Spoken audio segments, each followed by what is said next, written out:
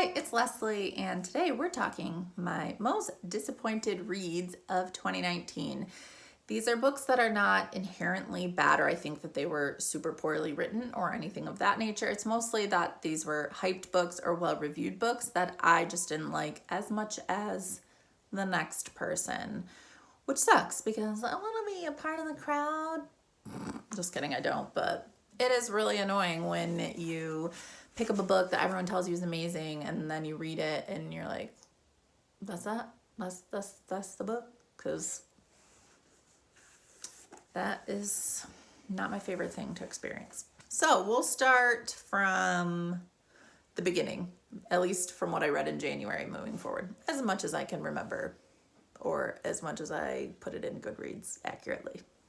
First is The Bear and the Nightingale by Catherine Arden. Look at her coming out, shots fired. I know, people love this book. This one actually may be the one that I just think is bad for all reasons, but it was so boring. It had, fine, this whole thing of atmosphere, a little tangent if I may. This thing about atmosphere is fine. Like, oh, it's got like this dark atmosphere. I'm like, you're in Russia and it's cold. Like, we all know what that is. I don't see why that's like this atmosphere. No one's like reading a book about summer and being like, oh, that atmosphere. No, you're just like, it's summer, it's hot. I don't know. But for some reason, anything like dark and snowy is like considered atmosphere, whatever.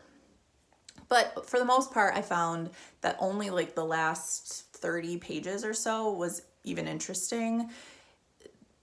I don't know. There's so much about it that I did not love. And mostly it was that people are like, oh, this main girl, Vasya, is this strong character. And she really wasn't, at least not in my opinion. I thought she was like kind of forced into this like chosen one role to some extent. And that doesn't make her strong. That makes her inherently the chosen one. So I don't know. For me, that one really didn't work for me. That one maybe is the one that I'm most like riled up about because I just do not see why that book is getting so much love, but it's me, I guess. The next book on the list is Tangerine by Christine Mangan, I believe. This one's not bad. This is a thriller set in Tangier in Morocco. And I just didn't find it that great. I've said, and I will continue to say, that if a thriller is good, the twist or the ending really needs to pay off. If it's some lame explanation, I just don't buy it, because the whole point of reading a thriller, for me, is to be so surprised by the ending. And I just wasn't in this book. I wasn't impressed. I thought it was slightly predictable and just boring. Again, this is another one that gets the atmosphere kind of thing. I guess this one is like a warm climate and it's just like you smell the smells and the sounds of Morocco, yada, yada, yada, like cool. But there's so much more to writing than just like creating an interesting atmosphere. Clearly, I hate atmosphere. The third book on this list is a middle grade book called Paks by Sarah Pennypacker. This is about a little boy who like raises a fox, I think as like his pet, and then he's forced to like let it go. And I don't know, but this book was so incredibly sad that I just was, no, like I don't know what middle grader wants to read this. It doesn't make any sense to me. Also, another one where the setting is very ambiguous. Like it talks about it being wartime, but like I can't tell if it's like literally meant to be like sort of a historical fiction novel, which maybe would have given it some other substance background, because maybe you could have understood some of the motivations if you're talking like World War II or, you know, whatever, Civil War, whatever. It would maybe help you understand some of the characters' frame of reference, but this was even hard to tell if it was maybe set in the future. So I did not like this. I know a lot of people think it's got a lot of heart, but didn't love it. You should skip it. The next three are books that I really loved and for sure are not ones that I think are really all that bad. The first one is Circe by Madeline Miller. I really wanted to love this. Like I had not heard anyone say anything negative about it, but I just didn't really care. The writing is beautiful. Madeline Miller may be the most frustrating author because her writing is beautiful, the story is interesting, the characters for the most part are interesting, but add it all up and it's bleh. Like, I don't get it. I don't know what it is. It must just be me. Or maybe I just don't love ancient history retellings, but I feel like I do. So I don't know. I'm going to keep reading her books because there's something there and I want to connect. But I also read Song of Achilles, which I liked a lot more than Circe, but also didn't really care what happened to the characters in the end. But I loved the storytelling. I loved the writing. It's just so bizarre. Like, how can an author do that where you just like, nah, it's fine. Like, it just felt so bleh at the end, but not in a bad way. So you figure that one out. You tell me if you've ever had an author or a book or something that's made you feel like that, where like everything is good, but it just doesn't add up to be something I love or you love or whatever. I'd like to know, because that is the most frustrating thing. The next on this is Where the Crawdads Sing by Delia Owens. This is another super loved book in the world, but also on BookTube.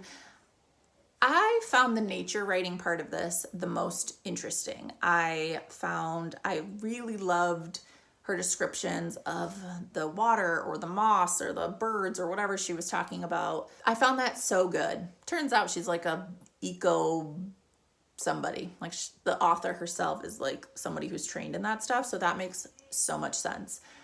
I just found the story of like a neglected girl and sort of growing up out in the marshes.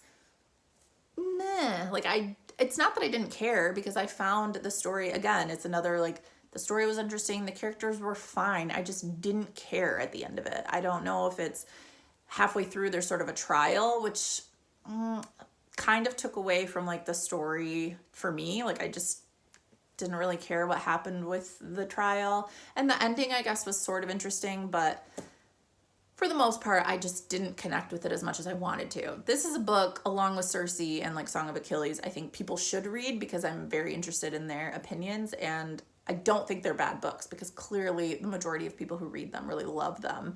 I'm the outlier here. And the last one on this is a little bit surprising. I was surprised that I didn't like this one, and that is Little Women by Louisa May Alcott. The first half of this book is good. And as my friend over at Summer's Moving Bookshelf, I think that's what her channel's called now, enlightened me that Little Women is actually like 2 books. So it's like 1 volume, and then the second half of the book is the second volume. And the first volume I really, really liked. I thought that was interesting and engaging, and I liked the characters. The second part was so freaking boring. I did not care about anything. Meg, boring. Joe, annoying, like Harry Potter book 5 annoying to some extent, and blah. Beth is like, you know, sweet angel baby that you want to like hold in your heart, but even she's, you know, can we just talk about spoiler warnings for books that are like 200 years old? Like, I'm sorry, that's ridiculous. Beth dies. I'm sorry if that bothers anybody, but even her death is so blah. I mean, it's just so uneventful for me. In the movies, it's much more, at least the one that was out like in the 1990s, at least that was tear-jerky. In the book, it's just like, and she's gone. Oh, okay, Louisa May. I guess Beth's done. And then like Amy's story is really boring. I don't know. I could not believe how those 2 like volumes are so night and day that the end of, I just didn't like it. Now, the one character I did really love was Marmee. That's what they call their mom. But I always love like strong mom figures in books, and she's not in it that much, but when she is, like, I do enjoy those conversations she has with her daughters and with her husband or whoever. So I did like her, but the rest of this book was not great. I am really looking forward to seeing the new film, because everyone's raving about that, so hopefully that will be much better than actually reading the book. So that's the disappointing reads of this year. That's okay. It was fine. I think anybody could read any of these and have wildly different opinions, and the majority of people do, which is why they're on this list anyway. I hope you had less disappointing reads, or I would be really interested to see which books you thought you would love and just didn't. I would find that very interesting. So I hope you have a great day. I'll talk to you later. Bye.